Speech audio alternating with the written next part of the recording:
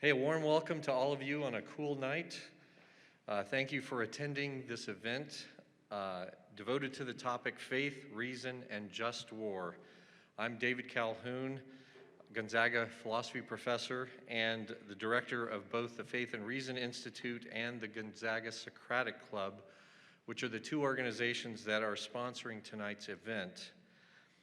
While the focus of these two organizations differ, they overlap in exploring and affirming the integration of faith and reason. The Institute, the Gonzaga Faith and Reason Institute, whose activities reach back to 1997, focuses on the integration of faith and reason as it is articulated in the Catholic intellectual tradition, and found in particular issues like the compatibility of modern science and religious faith and philosophical theology. The Institute is funded by a special endowment honoring Institute co-founder and former Gonzaga president, Father Robert J. Spitzer. Special thanks to the donors to that endowment, to Father Spitzer, and to the current president of Gonzaga University, who manages this endowment, Dr. Thane McCullough, for making events like the present series possible. The Socratic Club, founded in 2004, is modeled on the Oxford Socratic Club, presided over in the mid-1900s by famous Christian apologist and author C.S. Lewis, and it shares a broad mission of addressing Christian worldview issues in a broadly philosophical way. Tonight's talk is the second of a set of presentations under the title, Reading the Bible with the Church. The first talk in the set took place last night. I'm sorry if you didn't come, you missed it. It was great, but it is recorded and it'll be posted on the Gonzaga Faith and Reason Institute website shortly. The talk was titled, The Incarnation is the Reset of Creation, and was presented by Dr. Catherine Tkach, who's here tonight. Welcome. That talk, together with tonight's talk, commemorate a project organized and carried out by the Institute that began with a lecture given by Gonzaga Religious Studies professor, Father Patrick J. Harton, who is here tonight. Welcome, Father Harton, glad to have you here. On the Vatican II Statement on Biblical Interpretation, Verbum Dei. The title of Father Harton's paper was The Gift of Verbum Dei, and it focused on really articulating a model for interpreting the scriptures in the light of the tradition of the church. That talk by Father Harton inspired a set of lectures from 2016 to 2019 on the general topic, the Church and Her Scriptures, and culminated in the publication of the collected lectures in a volume titled The Church and Her Scriptures, Essays in Honor of Patrick J. Harton. That was just published last year. We have some information about it on the back table, I believe. And I'll mention this, there are a few book brochures on the back table if you're interested. We arranged with the Gonzaga bookstore to have a book table at the event last night, but we couldn't get a bookstore employee here at this night. But the Gonzaga bookstore has agreed to carry the books that we have the flyers for the next couple of weeks. So if any of those books interest you, pop on over to the bookstore and you can get those. Last night's talk focused on how reading the Bible with the church can speak to our understanding of the incarnation, the entrance of God into human history. Tonight's talk asks how reading the scriptures, again, with the church, can inform our understanding of the Christian view of war and violence, and therefore neatly builds on the topic of last night's talk. Does Christian commitment and respect for the teachings of the Bible require rejection of violence in the spirit of God's self-sacrificing love, as we see revealed fully in the Incarnation? Or is it reasonable and justifiable for a Christian to be involved in violent war-making if that war-making is focused on defending the innocent against violence? Our speaker tonight is going to address that question, or that set of questions. Professor Douglas Kries has degrees from Seattle University and Boston College and is currently professor of philosophy at Gonzaga University. He teaches and has published on political philosophy and political theology, including work on Augustine, Tocqueville, and Aleksandr Solzhenitsyn. Please join me in welcoming Professor Kries as he presents the talk, Faith, Reason, and Just War.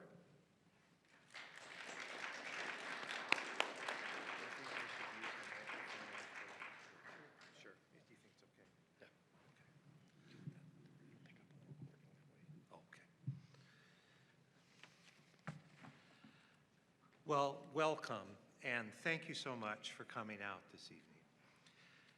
During the time of COVID, the Faith and Reason Institute continued our work in isolation of a sort, emphasizing not public talks, but writing and publishing a collection of essays on faith, reason, and the Bible, titled The Church and Her Scriptures, Essays in Honor of Patrick J. Harton. This is actually the second volume that has come directly out of the activities of the Institute, the first being Two Wings, Integrating Faith and Reason, which is a systematic presentation of the Faith and Reason course that, that the Institute developed at Gonzaga over many years with the assistance of Father Robert Spitzer. The new volume deals with the question of how to read and understand Scripture, and hence, as Dr. Calhoun says, it fits nicely with last night's topic. However, before I begin, I would like to dedicate my reflections this evening to the memory of Gonzaga ROTC alumnus Matthew Fazzari. Matthew was a very fine student and took 3 different philosophy courses from me while he was at Gonzaga. I can still remember that once, almost at the beginning of the first class he took from me, when the Faith and Reason Institute needed some help setting up the chairs in this very room, I asked for volunteers from my students, and he immediately raised his hand. He was the only one to do so. But he prevailed upon some of his ROTC students, fellow students, to come set up the room. Matthew was killed in action in Afghanistan not long after graduation. His fine example and his sacrifice, and the sacrifice of his family, serves as a reminder to us all of the gravity of our subject, and ultimately, I think, its nobility as well. Our title is Faith, Reason, and Just War. But at first glance, it might seem this will be a very short talk, for perhaps faith answers the question very quickly and negatively. The Sermon on the Mount, the New Testament's preeminent statement concerning how Christians ought to live, contains what might seem to be a very direct and definitive answer regarding the whole matter of violence, including warfare. For in the Sermon on the Mount, we read, "You have heard that it was said, an eye for an eye and a tooth for a tooth. But I say to you, do not resist the one who is evil. But if anyone slaps you on the right cheek, turn to him the other also. And if anyone would sue you and take your tunic, let him have your cloak as well.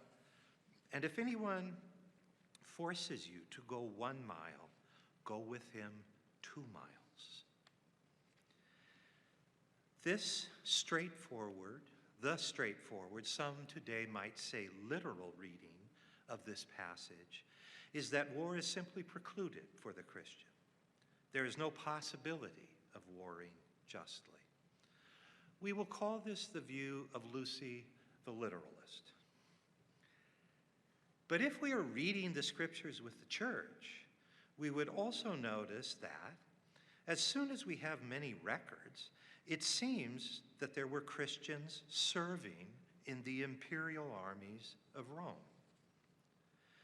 The advocate of reading the Scriptures with the church might then wonder whether these early Christians understood something about the Sermon on the Mount that we don't understand. Namely, that it tolerates military service. We will call this approach the approach of Churchy Charles. Now, literalist Lucy might respond to Charles by saying, well, but of course, at all periods in the history of the church, there have been many bad Christians. And thus it isn't surprising that there were some bad, or to be more charitable, let us call them confused Christians serving in the army. Perhaps these confused Christians wanted to do the right thing, but they compromised themselves in the end and settled for churchy reinterpretations and misunderstandings rather than the power of the literal command. Instead of questioning the faith and intellectual consistency of early Christian soldiers, however, Lucy might find it more persuasive to point out to Charles that, in fact, from the earliest times, there were also Christians who refused to serve in the military and who attacked the whole idea of military service, perhaps because they were reading the gospel in a literal, straightforward manner. But Churchy Chuck could then legitimately respond that the objection to military life by some early Christians was due to the fact that soldiers often had to burn incense to the emperor, thereby adoring and worshiping him, and that this constituted idolatry. Consequently, it was idolatry rather than warfare that some of these early Christians were opposed to. We do not know what such zealous Christians would have done if emperor worship were removed from military service. Ultimately, it seems to me, Doofus Douglas, that just how to understand the precepts about the cheek, the cloak, and the extra mile cannot be resolved simply by appealing to the earliest days of Christian practice, as Churchy Chuck would probably have us do, for the historical evidence is not decisive. We can't really tell whether Christians were thinking like Lucy the literal, or whether they were thinking less literally and were instead yielding to the guidance of post-biblical Christian thinkers. But then the situation changes. The first author to bring the two tools of faith and reason to bear on the problem at hand in an extensive and profound way, at least to my mind, was the famous St. Augustine, once the wayward son of Monica, who eventually became the bishop of Hippo Regius in the Roman province of Africa. Early on in his Christian life, immediately after his ordination to the priesthood, Augustine asked his bishop for a sabbatical to continue his private study of the scriptures. Now, I notice we have a few seminarians present this evening, and I would just say I do not recommend requesting a sabbatical immediately after ordination before your first assignment. The bishop seems a patient man, but one supposes there are limits, right? Yet, Augustine was already a VIP, and his request was granted. What would he do during his sabbatical? He turned immediately to the Sermon on the Mount. In these leisurely days of private study in the year 393, Augustine worked out his own interpretation of the precept about the cheek, the cloak, and the extra mile. And it seems that, for the most part, no one at the time much cared. even though Augustine wrote out his interpretation carefully in a commentary, using the tools of both faith and reason, which he possessed in abundance. This early commentary on the Sermon on the Mount is what my contribution to the church and her scriptures is about. But since 393, the church has started to care very much indeed about Augustine's understanding of the Sermon on the Mount and its hard precept about the cheek, the cloak, and the extra mile. What has happened? On August 24, in the year 410, the walls of the city of Rome were suddenly breached, and the barbarian Goths spent the next 3 days pillaging, raping, looting, and burning what had until that time been known as the Eternal City. That sent a shudder throughout the ancient world that it is hard for us to imagine. The Christians were quickly blamed for the disaster. Then as now, it's always good policy to blame Christians. After all, it had been less than a century since the Emperor Constantine had legalized the Christian faith, from there to the collapse of the city. Depending upon how one counts, it had been only about 30 years since the Emperor Theodosius had adopted Christianity as the quasi-official religion of the empire. Obviously, the cause of the demise of Rome, the city once dedicated to Mars, the god of war, was the new Christian faith, which, with its ridiculous Sermon on the Mount and its concomitant inability to wage war effectively. Post hoc, ergo propter hoc.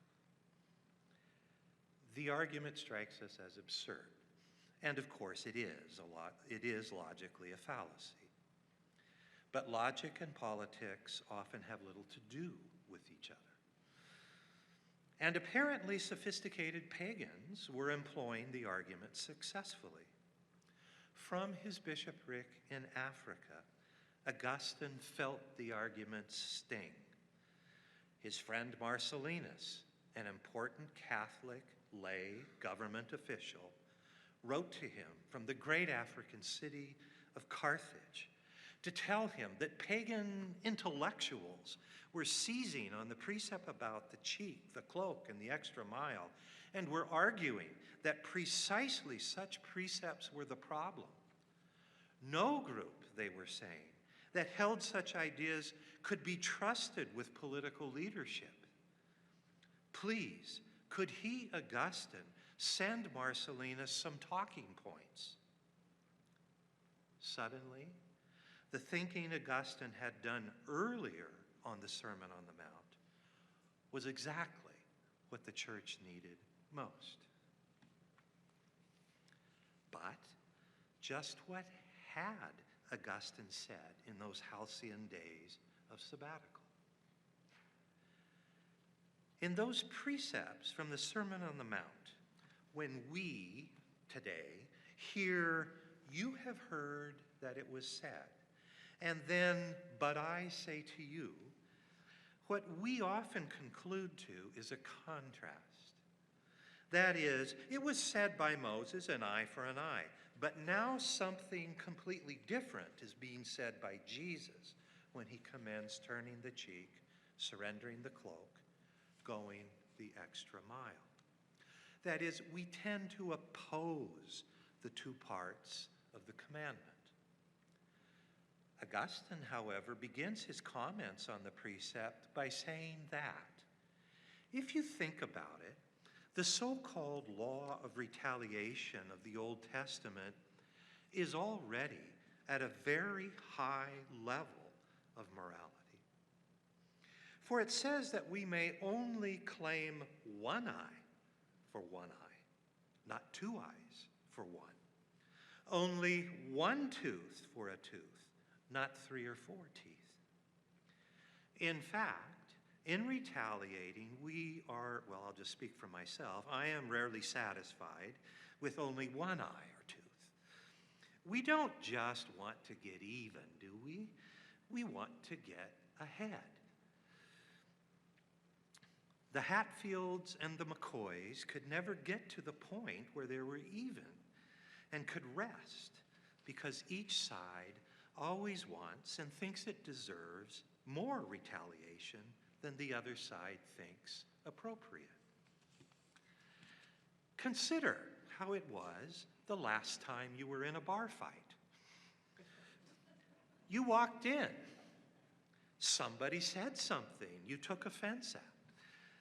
You said something back and threw in a little comment about the other person's mother. And the other person escalated the comment. And then you punched him. And he pulled out a knife. And you pulled out a revolver, etc., etc. Or consider the case of a bank robber, which is perhaps only a little more subtle. We do not usually just accept that if the bank robber should give back what he took, we'll call it even. No, the bank robber should spend some time in jail in addition, for he started it because he took the original money through violence. In such a case, only to get the money back would already be foregoing much. It does this thus seem then that indeed an eye for an eye is already a level of morality well beyond the ability of most people. Augustine also notices that it is odd for Jesus to say that if someone strikes you on the right cheek, turn to him the left. For most people are right-handed, and thus when they take a swing at you, they're going to strike you on the left cheek. Well, then, since for most people the right hand is the one with which they are more adept, the right cheek must represent what is most valuable. In other words, Augustine suggests, what the precept is saying with its insistence about the right cheek is that if someone strikes against your best and most valuable goods, show the person that you are also willing to forego even more suffering, although less than you have already foregone. And since a tunic and a cloak are probably worth about the same, what Jesus is saying with that precept, Augustine says, is that we must show ourselves ready to forbear about the same as we already have forborne. And since the Latin translation of the gospel that Augustine was looking at stated that if someone makes you go with him 1 mile, go with him 2 more, so that one is not just going the extra mile, but 2 extra miles. What Jesus means is that we must show ourselves willing to forego twice as much as we have already foregone. Now, by now you may well be thinking that either Augustine or myself or both of us has gotten off the point somehow.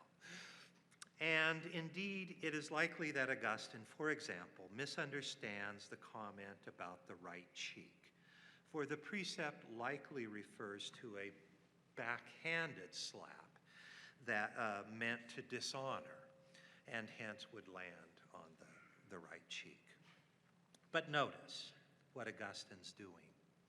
He's creating a continuum of foregoing and forgiving, or a ladder, if you will. Already a few rungs up on the ladder is the precept about only 1 eye for 1 eye. Perhaps a little higher is my example of making the bank robbers just give back the money. Many rungs higher is offering the left cheek, and then comes offering the cloak, and then going the extra 2 miles. By now, you are surely wondering, what is the top rung of the ladder? That's the one we're interested in, of course. How far must we go in foregoing vengeance? We might have thought that the precepts about the cheek, the cloak, and the double journey were at the top of the ladder. But here we must turn to a sentence in Augustine's commentary on the Sermon on the Mount that, to me anyway, just jumps off the page when we first read it. Quote, many have learned how to offer the other cheek, but are ignorant of how to love the one by whom they are struck. Close quotes. Can Augustine possibly be serious? Yet that is what he says. I checked the critical edition for variants in the manuscripts. There are none. What can this mean? Of course, by how to love the one by whom they are struck, Augustine must be referring to the charity precept, the love of neighbor, which the gospel insists means even love of enemies. This charity precept commanding love of neighbors is thus the top rung of the ladder, higher even than turning the other cheek, or for that matter, giving the cloak or going the extra mile. But notice, this means that there must be some little flaw or inadequacy in the precepts about the cheek, the tunic, and the 2 extra miles. They must not include a full and complete love of neighbor. Yes, of course, they're high on the ladder, but apparently there's something even higher. What sort of love of neighbor could possibly be higher than turning the cheek? Here, Augustine grows scarce with examples, but I think this one might illustrate his point. A wife loves her husband, and perhaps her husband even loves her somehow, but he beats her. Is the best way for the woman to love her husband to turn the other cheek? Well, I suppose it is possible that a wife's offering to suffer more would bring the husband to his senses, but from what we read about such situations, it seems most unlikely. Apparently, husbands who beat their wives usually do so for reasons they themselves do not really understand, and at any rate for reasons they cannot control. If to love someone, to have charity for someone, is to want what is best for that someone, then a wife's loving this particular someone would seem to require, well, coercive restraint for starters. In other words, one can imagine situations such as this, where in turning the other cheek would actually be contrary to the love of neighbor. Now, what does any of this have to do with warfare? First, Augustine says, one problem with applying the precepts of the Sermon on the Mount to war is that the sermon seems to imagine only situations in which 2 people are involved. If you strike me, the sermon says that I ought to turn the other cheek. I frankly doubt that I could do it, but I can see that I probably should. What if you do not strike me, say, but you strike the person sitting next to you, so that now there are 3 of us in the situation? Should I just turn to the person sitting next to you and say, well, just turn the other cheek? And what if I'm a soldier or a policeman and you are being thoroughly pummeled by someone? Should I walk on by, or should I restrain and even harm, if I need to, the person who is attacking you. Looking out for the innocent, after all, looking out for the innocent who cannot look out for themselves, is another biblical principle, after all. But let us set the third-party situation aside for now and stay with the two-party situations of the Sermon on the Mount. Why should we even think that evil could be minimized by turning the other cheek? Well, here I think we can all imagine situations in which, if we just don't respond in kind, a person threatening evil might come to his or her senses. Here I will quote Augustine's own words to Marcellinus on the matter. He who conquers evil with good, i.e. by doing something like turning the other cheek, he who conquers evil with good patiently forgoes temporal conveniences in order to teach how such things, the excessive love of which made the evil man evil, are scorned for the sake of faith and justice. In this way, the wrongdoer might learn from the very person whom he wronged what sort of things they are for the sake of which he did wrong.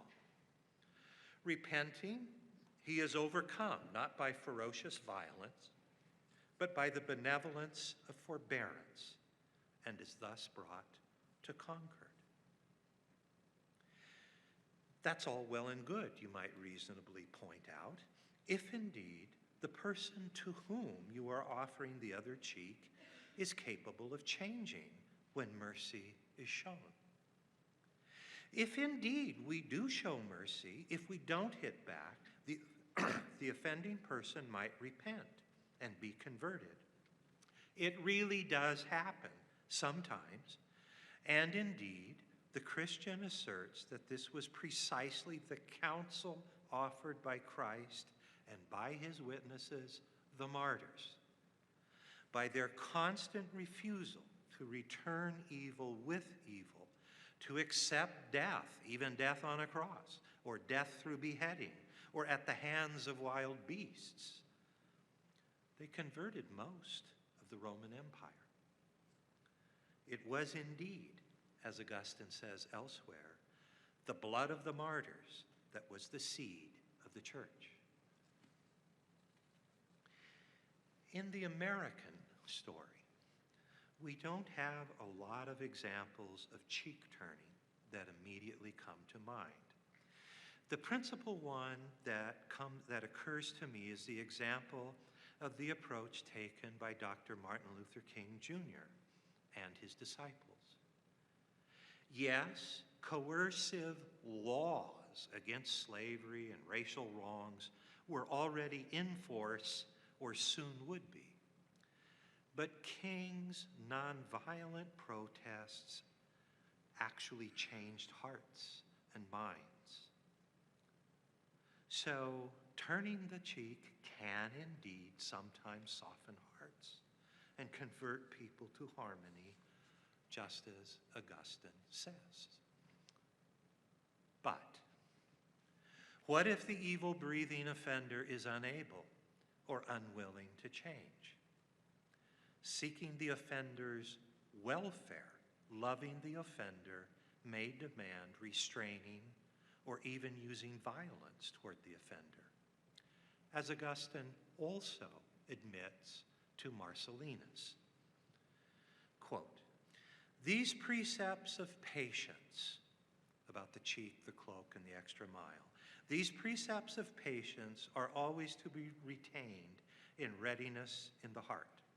And benevolence, which prohibits returning evil for evil, must always be abundant in the will. However, with respect to those who, contrary to their own will, need to be set straight, many things must be done with a certain benevolent harshness. Their welfare, rather than their wishes, must be considered. accordingly. If this earthly republic, he means the Roman Empire, if this earthly republic kept the Christian precepts, wars themselves would not be waged without benevolence. So that, for the sake of the peaceful union of piety and justice, the welfare of the conquered would be more readily considered. So, a distinction has to be made, he says. Always, always, always, we have to love the neighbor. No hating. And so we always have to be prepared in our hearts to suffer more if it will help the neighbor, including the enemy. But when suffering more won't help the offender, loving the offender may mean restraining and coercing and even warring against the offender. And right here, I hear Lucy the literalist butt in and say, aha, Augustine is copping out.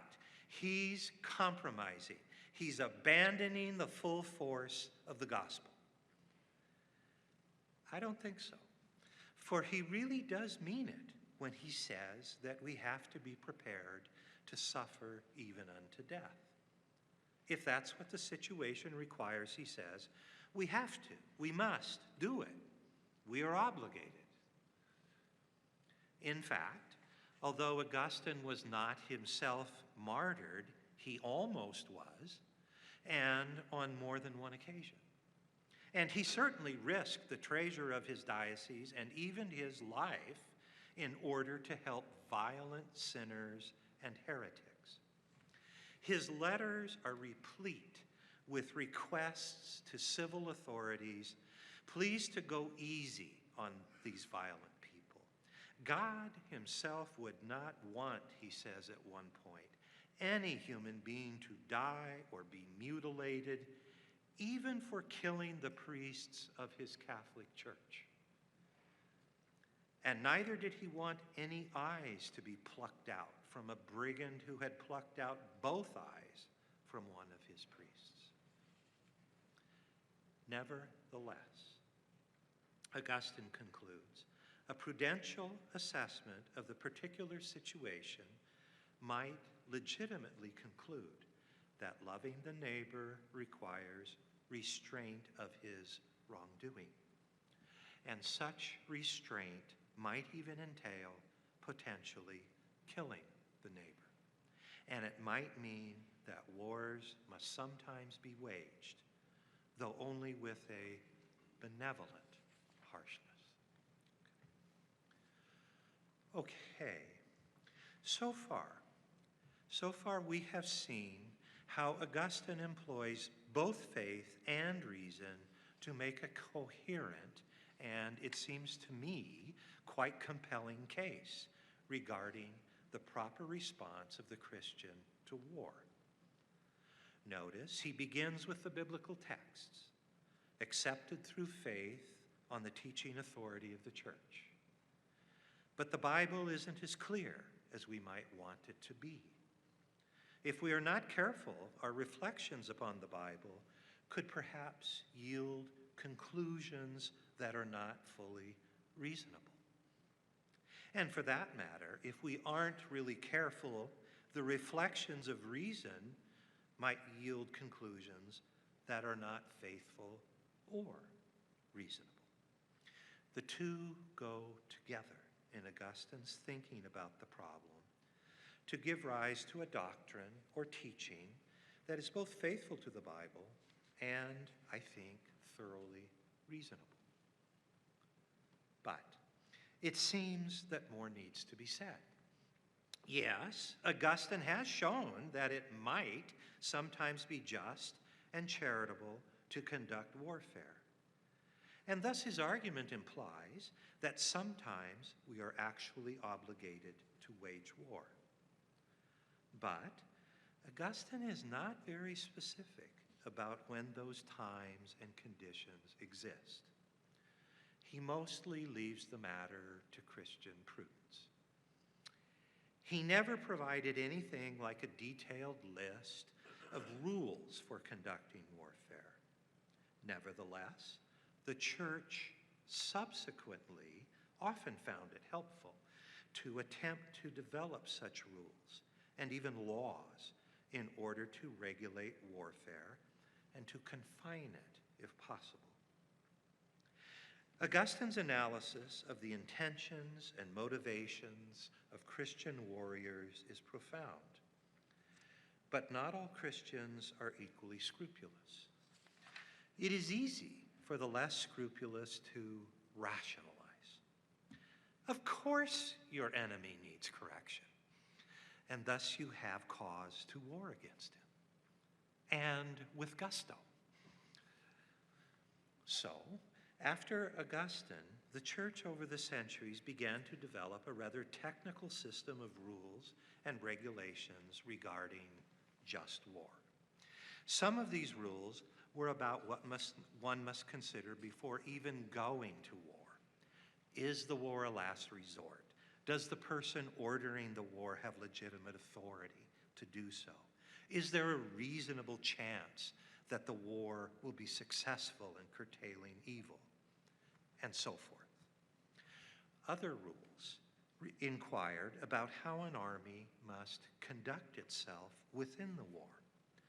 For example, armies should not resort to more powerful and destructive tactics on the battlefield when lesser ones will achieve the desired goals.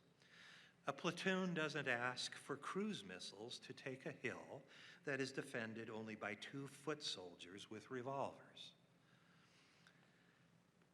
Now, we don't have time to talk about all of these rules and regulations that people thinking with the church have developed over the course of the history of the church.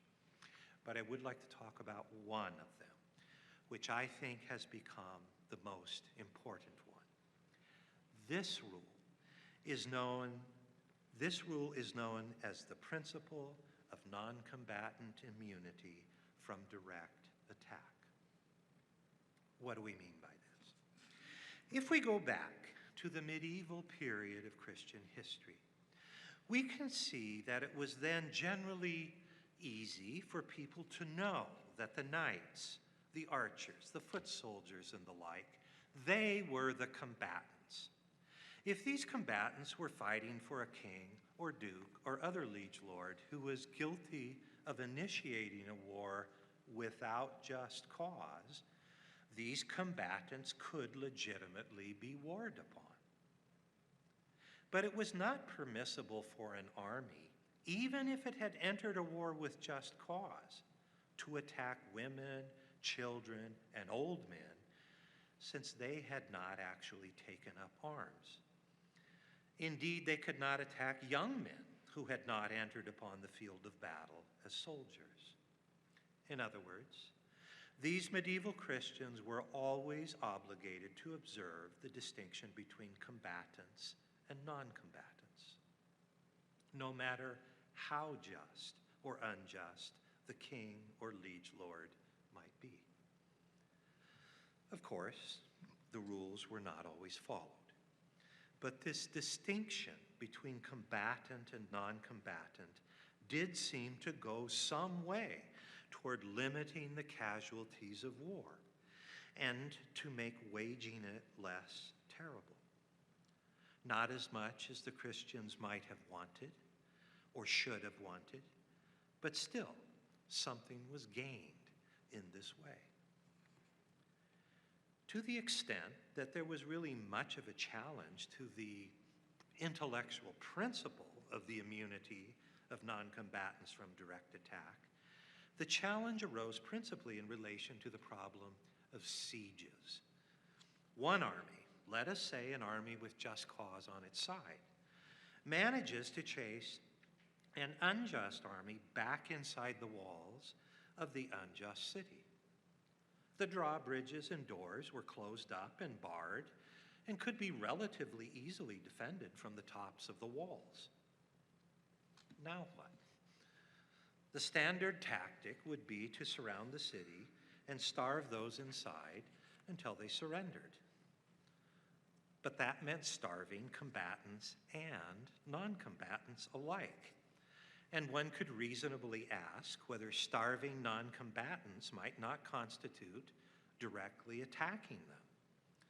At least it was a question that philosophers and theologians asked. Be this as it may, from the Middle Ages into modern times, Western European armies, often at the insistence of the Roman Catholic Church, continued the attempt to distinguish between combatants and non-combatants. And as I have said, historians often think this rule about non-combatant immunity really did help lessen the destructiveness of wars. With World War I, however, it seemed that the distinction was no longer up to the task. To be sure, non-combatant immunity was generally, or for the most part, observed in World War I. Not always, of course. Not always, of course. But the combatants faced each other across the entrenched field of battle, the front, whereas the civilians were generally back away from the shooting. But the casualties and destructiveness of World War I were still shockingly enormous. The rule about non-combatant immunity could only help limit civilian casualties. It couldn't help with casualties among those who were fighting. The Pope at the time, Benedict XV, was, as we should expect, incensed at what was happening in Europe, even if he didn't really have a straightforward moral principle or rule or law close at hand to stop it. He attempted to mediate a peace repeatedly. He called on everyone to knock it off, but his moral authority alone wasn't sufficient, at least in the eyes of the warring parties, several of whom were not Catholic anyway. What I want to bring to our attention, though, is in a way even more nefarious. To be sure, the rule about non-combatant immunity couldn't stop combatant casualties from reaching astonishing proportions. But then it never intended such a thing. But in modern times, the very principle of non-combatant immunity has itself often been ignored by warring parties. This movement had begun even before World War I broke out. We Americans ought to know.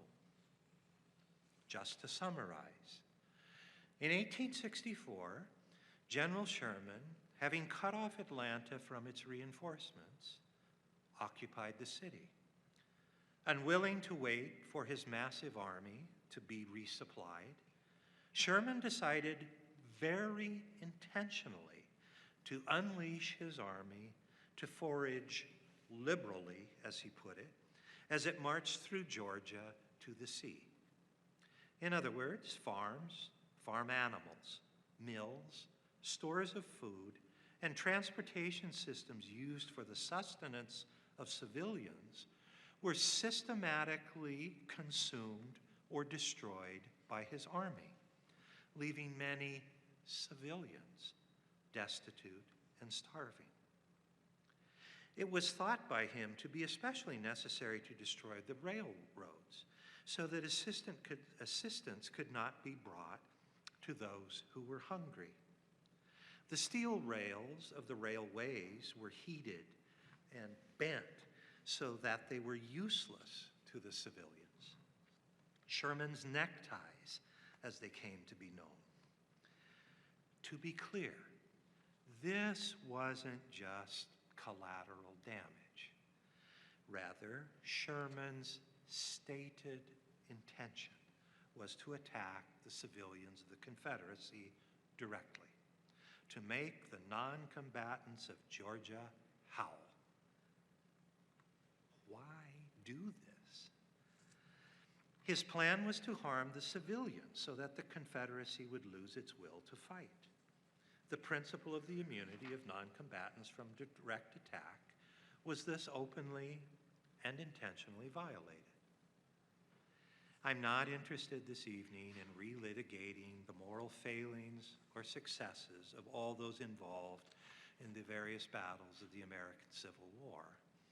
But it seems that in this case, Sherman's army violated one of the more important rules of the just war theory. As I already mentioned, the principle of non-combatant immunity was more or less respected during World War I. But the violation of the principle of non-combatant immunity that was presaged in Sherman's March to the Sea became acute with the development of aerial bombing technology during World War II. Again, you probably already know the general story. The German blitz on London did not confine itself to military targets. The firebombing of certain German cities, such as Dresden, by the British RAF, seemed to be designed to inflict civilian deaths by creating firestorms. The detonating of nuclear bombs over Nagasaki and Hiroshima was intended to kill so many non-combatants that the Japanese would surrender their islands immediately, and so on and so forth. The general idea of aerial bombardments had begun with the purpose of attacking military targets, or targets that could potentially be useful to armies, armament factories, transportation centers, shipyards, and the like. But sometimes, especially as the war dragged on, even the nations with the moral high ground or just cause began to worry less and less about enemy civilians, and in cases like the ones just mentioned, it seems that civilians were actually targets. The thinking drifted toward the logic of General Sherman. Don't just attack the combatants. War must also be made against the civilians. Such direct attacks will break the will of the enemy to fight and bring about earlier surrender, perhaps even a decline in the total number of deaths on both sides. And perhaps it did. But do you notice, oh, how far we are now from what Augustine had originally advocated? As the Second World War dragged on, Catholic pilots and bombardiers were becoming increasingly uneasy about what they were being ordered to do. The lines between combatant and non-combatant were no longer clear, and their confessors were not always sure what to tell them. The church typically turned to her tradition of inquiry by means of both faith and reason. Probably the intellectual high point of her reflections on this problem at this time was offered in a now very famous essay by an American Jesuit, John C. Ford, titled The Morality of Obliteration Bombing, which was published in the Jesuit journal Theological Studies in 1944. Ford's thesis in a nutshell was that what was important at that time in the principle about the immunity of non-combatants from direct attack was the word direct. Unintended casualties could be tolerated if attempts were made at least to minimize them. But the intentional targeting of civilians could not be, and that needed to be the advice of Catholic priests to their confessing pilots. The traditional doctrine, then, developed much earlier in the Church's history, was thus updated but reaffirmed.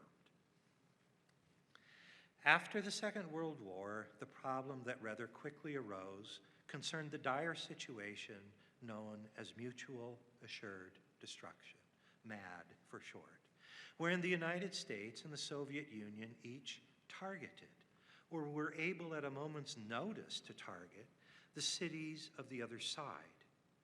In other words, both the USA and the USSR at least said they were willing to extinguish millions of the other side's civilians, and do so through direct attacks. To intend to do something morally wrong, however, is already to do something morally wrong. Since the parties could not agree on a significant disarmament plan, the only moral option from the position of just war theory seemed to be unilateral disarmament. But that would have meant, of course, abandoning other extremely valuable goods, like freedom. The United States was reminded of the significance of the principle of non-combatant immunity most recently with the 9/11 attacks on the World Trade Center.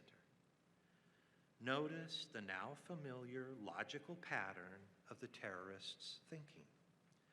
I want to achieve political goals and need to vanquish my enemy to do so. Instead of attacking my enemy's army, though, I will attack civilians. The terror I will create will demoralize my enemy so that my enemy will lose the will to fight, and thus I may more directly achieve my political goals.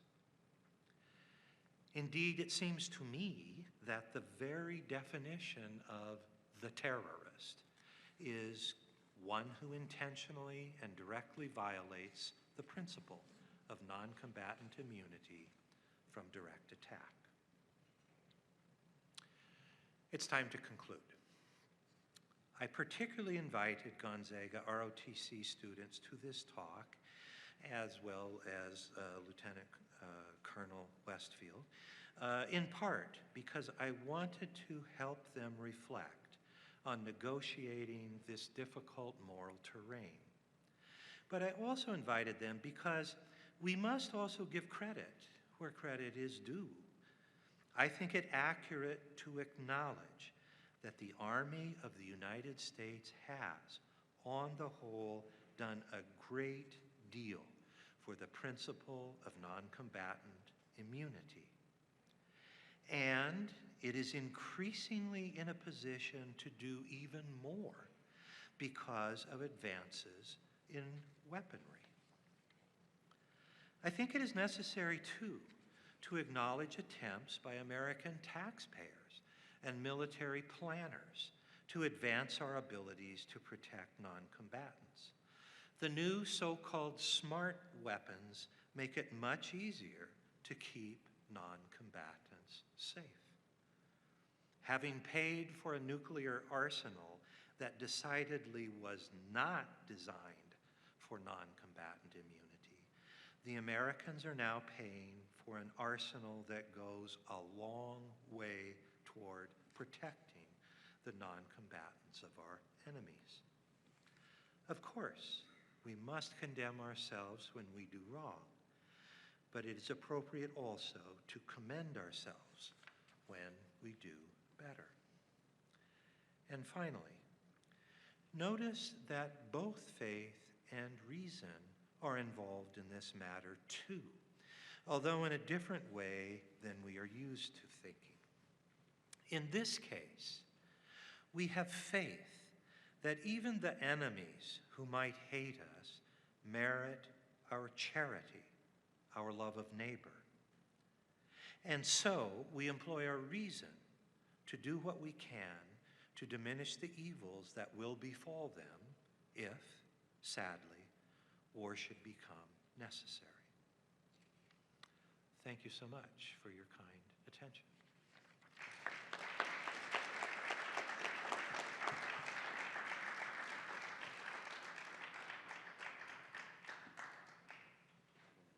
Do you want to answer questions? Sure. Okay, I can do it. We We do have time for questions. There's a microphone up here.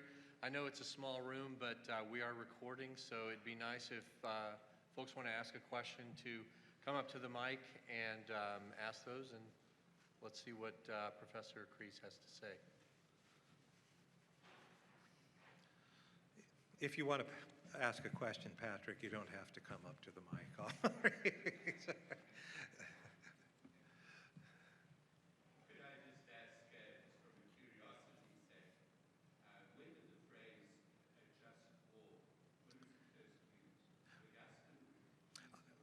I don't think Augustine ever used it. I don't know where it first arose. But I don't think, so we always refer to Augustine as the origin of the just war theory. But in fact, I don't think he really thought he was going to make any wars just. I think he thoroughly understood that of all the atrocities that might happen during war, particularly in the times in which he lived. I think his point was to try to introduce some sort of moral reflection into the chaos and hope that anything would contribute to a resolution. I think he was very much aware of the limits of what his exegesis could establish.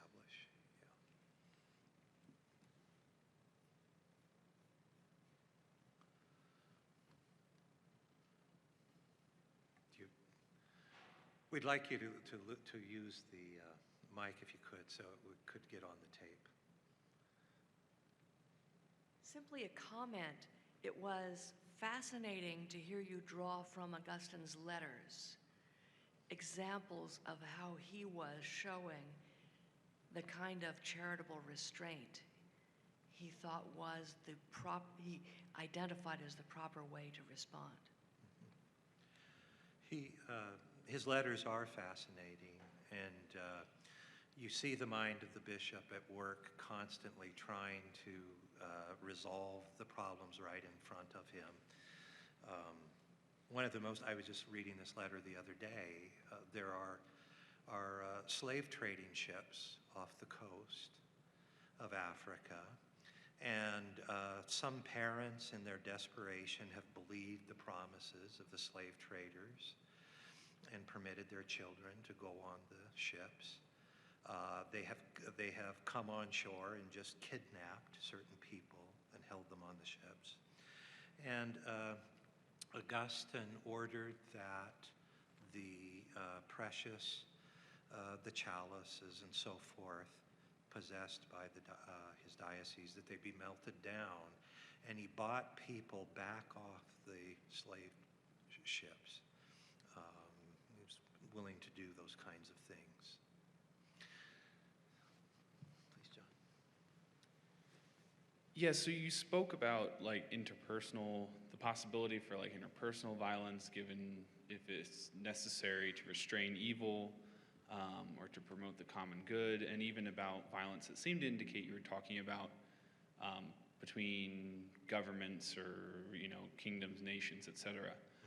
And I was thinking if you were able to apply this to within a political structure. So for instance, can you apply the same logic of just war theory to something like revolution or the chastisement of your own government, violence within or around the normal institutions that would promote the good of the community, etc.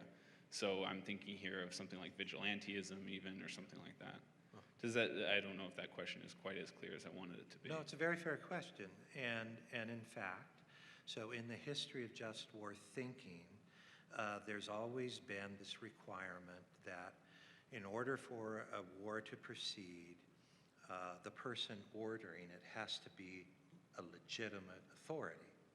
Now, of course, that begs the question, what is legitimate? Generally, in the Catholic tradition, legitimate means the default position of what is in fact the case now. Whoever's in power the default position is that person is legitimate. Now, that doesn't mean that the presumption of legitimacy can't be taken away, can't be overcome. But it usually starts with that presumption. Now, so you're asking, well, how might it be overcome? And the standard answer goes all the way back to Aristotle. Those regimes are legitimate which seek the common good. Okay, now that's not a very helpful answer either, because, you know, everybody thinks they're helping the common good. So, yeah, it's got to be a legitimate authority, but when is legitimacy removed from an incumbent power? It seems that Augustine's response to these questions is, I mean, he relies very much on Christian prudence. The people making these decisions have to be prudent. That's about the most that I can tell you. Well, I will say this. So when we think of legitimacy, we almost always think, we use this word democracy, by which we mean two things: majoritarian domination, voting, okay, majoritarianism on the one hand, and then a set of rights, some sort of natural rights or civil rights or human rights that limit authority, even democratic authority. Okay, there's a tension at the root of our very definition of democracy today. Those two things work against each other. The Catholic Church has never held the position that democracy is the only just regime. Okay, so it's the regime that's in power now. The assumption is that it's legitimate. And just following Aristotle, there's more than one legitimate form of regime. So the modern emphasis upon democracy only is not part of the Church's tradition, at least not heretofore. Thank you. Yep.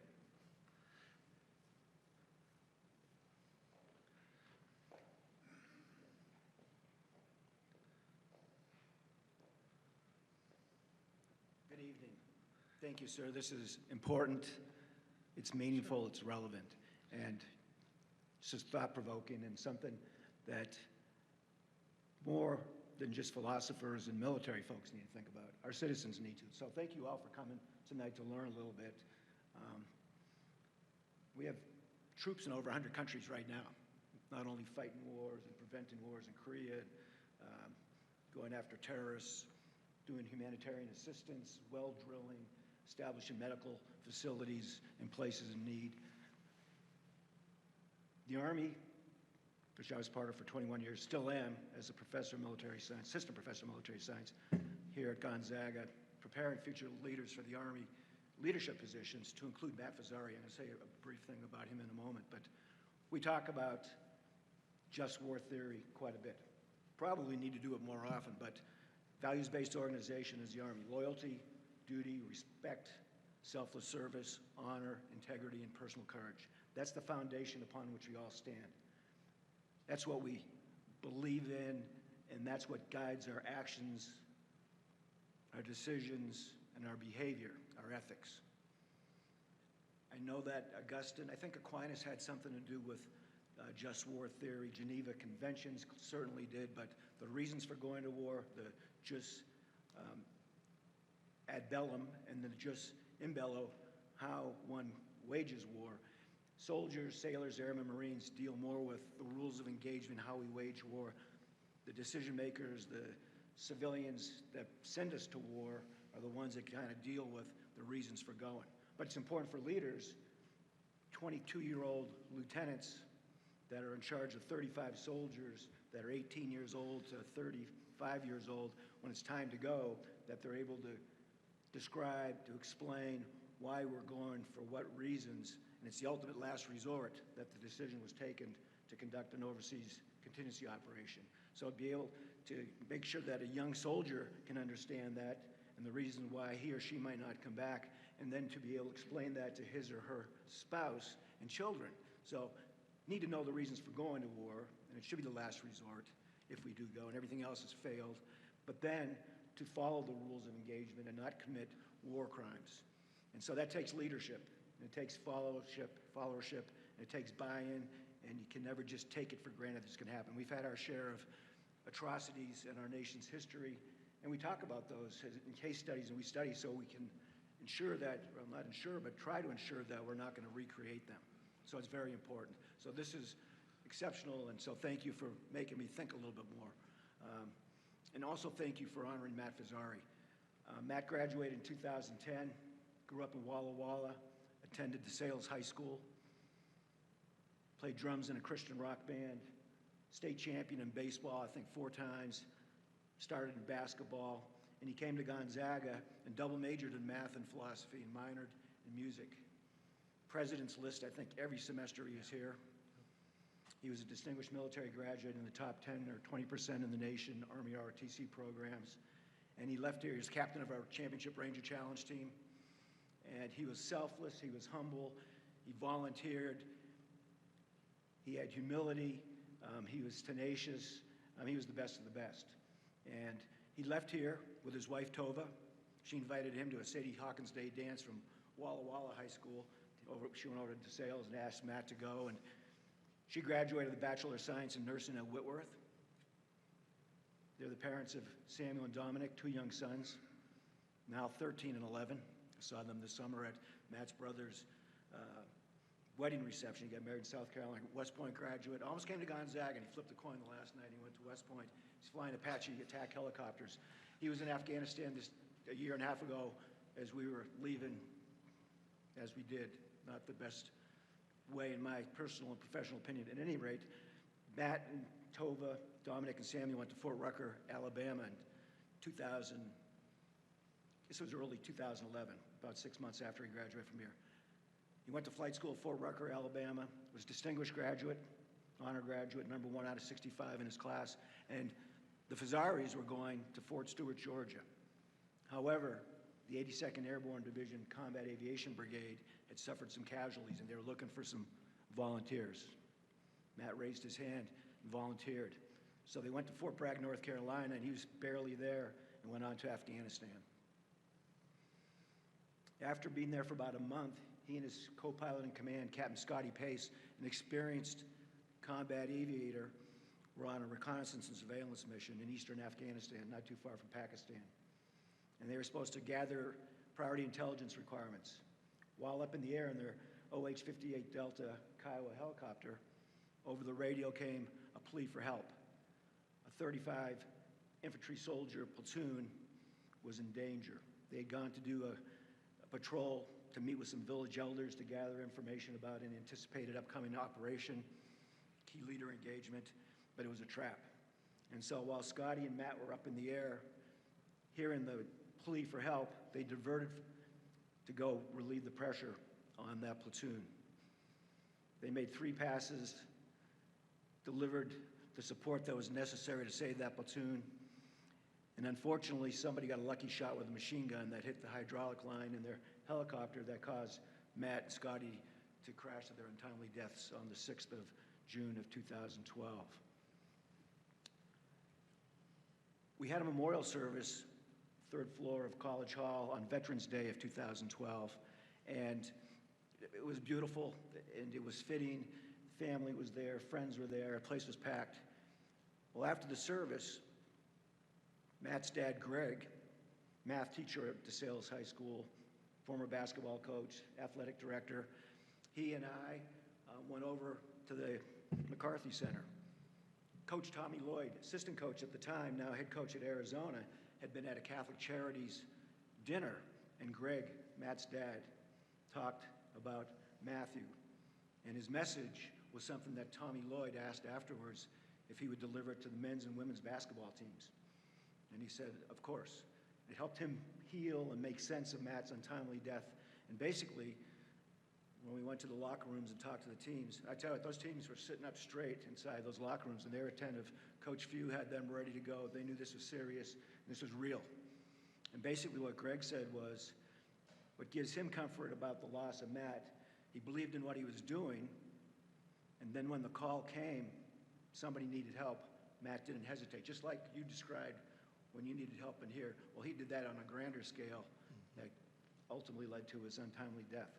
So Greg Fazzari basically said, my son died doing something he believed in, and who we are and what we stand for is something that is sincere and authentic, but when the time came, he answered the call.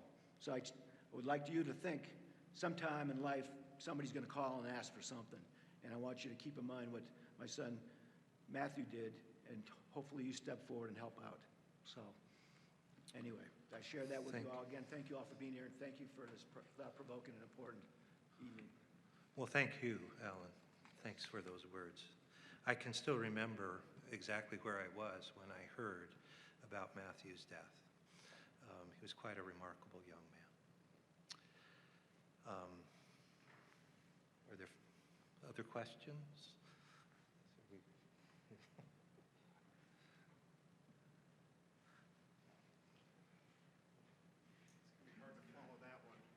Yeah. So will my answer be, but go ahead. Okay.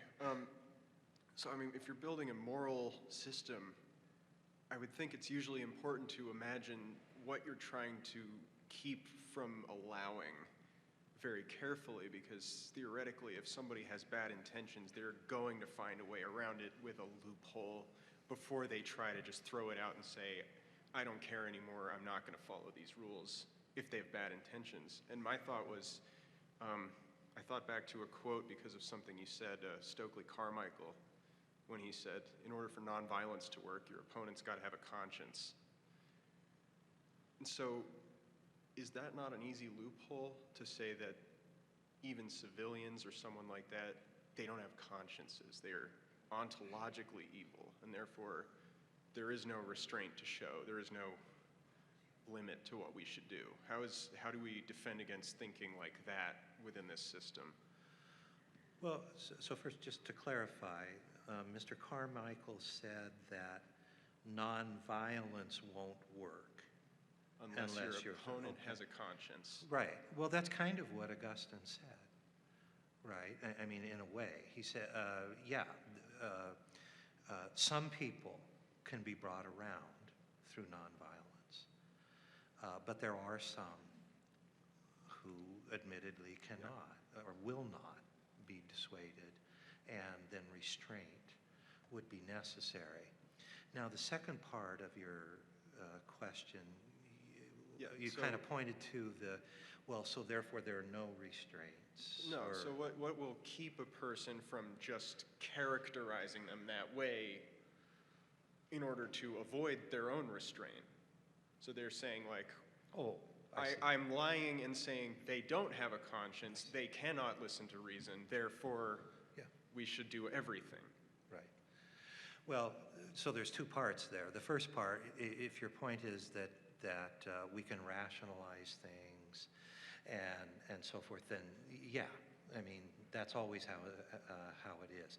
We have international laws and things like this, but they're rarely effective at doing much. So yeah, we kind of rely on people wanting to do the right thing, to be sure, and they don't always want to. Now, as far as the doing whatever they want, though, okay, we can't, I mean, Augustine, even if your enemy is unjust, it doesn't mean that you should be that way, okay? And there's that old saying that all's fair in love and war. I don't know about love, but Augustine's quite sure that it's not all fair in war. There's no vacation from morality with respect to that. Even if our enemies, even if we have just cause on our side, it doesn't mean we can violate the non-combatant immunity. Okay. So another, I suppose, from our side, the fact of the matter is that a lot of Augustine's thinking about this, and even more Thomas Aquinas' thinking, and even more Robert Bellarmine, the teacher of Aloysius Gonzaga, a lot of that thinking has actually been incorporated into military law codes. And so and they court-martial people for doing these kinds of things. So, yeah, some armies, in fact, can police themselves and prevent this from happening. But if your larger point is, well, okay, if they don't want to behave morally, there's probably nothing that I can do about it. Okay, thank you. Yeah.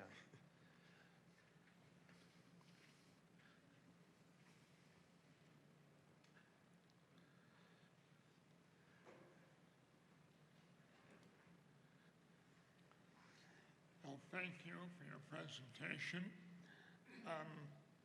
This may call for too much of a generality, but in terms of ethics, morality, faith, and reason, if hostilities break out between nations, is there any guide for religious leaders? What role do they play in the whole discussion and in the whole war thing? You know, you think of a Bonhoeffer, you think of comments coming from maybe a prelate or a bishop or a pope or somebody. If something does happen, is there any yardstick there to help them? Or? Well, at certain moments in the history of the church, very definitely, there was something that could be done about it, particularly in the Middle Ages. Okay, popes and bishops could sanction or, really prevent, they could excommunicate people for warring unjustly. In our time, I don't see that there's any religious authorities that have that kind of clout. Maybe some, the Ayatollahs in Iran, okay, or something like that. But in the Christian world, nobody has that kind of authority, it seems to me. The popes frequently say something and stamp their feet or whatever they want to do, but it doesn't dissuade. In fact, it just doesn't. Yeah, thank you.